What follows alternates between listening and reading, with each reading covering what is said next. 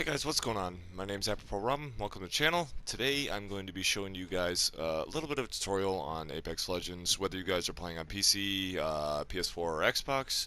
Basically, how to get your aim a little bit better in the game. So I notice a lot of players are always wondering how some kids are really good at lasing them up close, or even at further distances, say out to like this target, or even as far as this guy over here.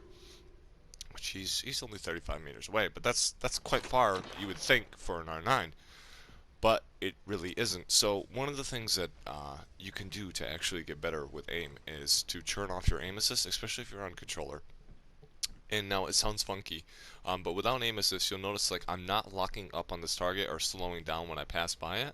So how do you do this? Is you go to the settings, go over to your controller, go all the way down to advanced, turn on custom look controls, and then turn off target compensation.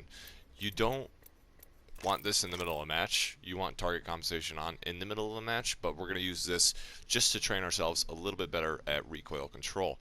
Now, if you guys are unfamiliar with recoil control, basically the premise is to keep our so instead of letting the R99 just go up and crazy, we want to keep it down and low. And at the same time, we also want to, whenever it deviates, so you'll notice, see how it deviates off to the left and right? We want to do fine-tune adjustments to keep it on a central path, so that we can, say, see a character here, and laze him. And we'll stand roughly like right here, and then just basically go for each little target and practice just about every day, whatever site that you like. Personally, I'm going to recommend either the Digi Threat or the one-time HCOG. And basically, you're just going to try and hold down your mag, and then laser that person within a mag without releasing and resetting the recoil. You just want to recoil control. And if you mess up a little bit, don't worry about that. The whole point of this is just to kind of get your brain in tune with actually controlling your recoil. And the other thing is do not put a barrel stabilizer. If you're putting a barrel stabilizer on, you're not really learning how to recoil. You're actually getting rid of all of the randomization, which it puts it left and right and stuff. And you want to get good at correcting for the randomization there, so that when you do put on a barrel save, your aim is literally god tier at that point. And you always just want to, keep practicing with these targets. If you miss one and you feel like you need to, practice a little bit more at that range, go ahead and don't be afraid to just keep shooting at that target and try to get a more consistent flow as to knocking him every time. See, like, I messed up really bad there. I could tell that I was going too far to the left. What the heck? Ooh. Let's control that. So it does happen, so no matter what, even if you practice this a bunch, you're going to mess up because the randomization is huge, and sometimes it just whips off to the left or right, and then you just auto-correct, or you try to correct it and adjust for it, and you wind up over-adjusting. Like right there. Just a little too much. So you can dial that. Over just a slight bit to the right. Oh, still going to the right. It's very minute. Actually, you know what? I'm going to go ahead and grab the 1 to 2 time, just so I could show you guys, and maybe a little bit better. This might be harder for me to aim because I don't normally use this sight, but you should be able to see what the R9's doing. See how it whipped off to the left, and I instantly corrected it to the right. So we're just trying to do that fine-tune adjustment, but with a sight that you prefer. It doesn't really matter what sight you use, but as I said, the ones that seem to have easier recoil control is obviously the HCOG and the Digi Threat. I'm not a personal fan of the Digi Threat, but hey, there's plenty out there. Now, if you consistently do this over and over and over and over until you get really good at lasing these targets, and you know that you can pretty much slap these targets without any kind of aim assist, you can go ahead and stick a barrel save on. Oh, that one was horrible. You can go ahead and stick a barrel save on, just to get a feel for what I mean. If you do this for a good little while, and then we go, say, you could even go something as little as just this, and then look at the immediate difference. It's gonna be pretty massive. that even with just a level 1 barrel save, you can already tell that my shots are like in point. They're pretty much on target. That one moved around a little bit. But other than that, my lasing has already, you know, improved. Now we go up. Say we go to the top tier at this point. Then you start to get things where it's almost no movement. It's pretty predictable. Other than that, listen to me when I. But then you start getting aim that gets a lot more predictable. 9 times out of 10, you're going to have this more predictable aim, unless you over-aggressive like that. Other than the fact, when it's pulling straight up like that, that's me actually correcting over-adjusting on something. And it's something you can work on and fix.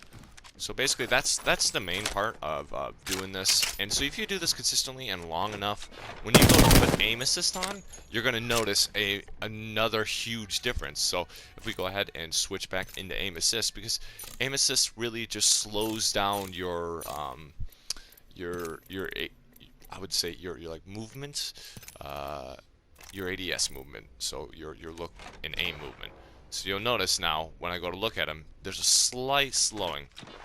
Slows, pulls, slows, pulls, slows, pulls. So it's about 1 character away from the target that it starts to slow down. But then you can really focus on a target at this point, because now the ADS is slowing you down. So even if you go outside of this, you're really slow, so you can adjust it, because you can see it a lot better than when you couldn't you didn't have aim assist. So you consistently practice this way, and I can guarantee that pretty much anyone can get gun aim, especially with the R99 and many other guns, R301, anything that's really got predictable recoil and can use a barrel stable. So there is guns in the game that you have to look out for that will not allow that, and that's the Spitfire. This was kind of like a beginner's weapon. It was really good in first season. It has received quite a few nerfs, but it's not going to be able to do the same thing. The problem with the Spitfire is it's got something called completely unpredictable recoil. So you can't, the way that the Spitfire works out is it jumps all over the place. Even with the best barrel staves, you're going to be moving left, right, and stuff like that. That's why it's not a very popular weapon up in higher tiers. You'll notice even with a gold barrel stave, it's still moving to the left or right, and there's not really a lot of predictable. For stuff that doesn't get barrel staves, i.e. the wingman, how you would control this thing's recoil is, you see how when it flicks off, we're waiting until the flick. So it's just a time shot is really all you need for a wingman. And if you get the time shots, you could just keep tapping, tap, tap, tap, tap. And then likewise, if you get really good at it, timing, you could even go for something as simple as headshots, which really aren't too difficult with the wingman. And then you practice this over and over and over. And there's as I said, there's plenty of different kinds of weapons, and everyone's got their own little preference. Me personally, I'm really good with the Havoc, R99, R301, G7, stuff like that. Those have very much recoil predictable patterns. And then another practicing thing you could do for your aim, especially with wingman or stuff that doesn't really line up, I would say like maybe longbow, is something called flicking. And flicking's a little more difficult on console, but the premise of it is to move left, shoot this target, move back right. So we're gonna try it. And we instantly try to move back to that target. And we'll do the same thing all the way throughout, and then just kind of get a feel for it. And the reason for this flicking, so you'll notice that there's those 2 posts on the wingman. Well, normally you can't really, if you're aiming like at someone like this and then they duck down, you aren't gonna be able to see because of the actual wingman itself. If I keep the target to the left, I see the full target, so I see all of this. See how you can see all of that, and then I can move left, shoot, and then pull right. And it's just a quick motion. And if you do it enough, you'll get really good at the wingman to the point where you can flick almost every time and know the exact timing of shooting.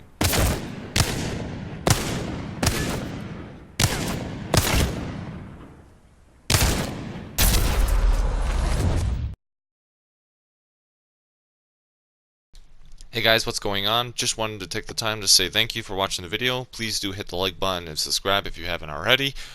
Likewise, leave a comment down below if you would like to see more of these in the future. I will work my best to getting them out in a more consistent manner.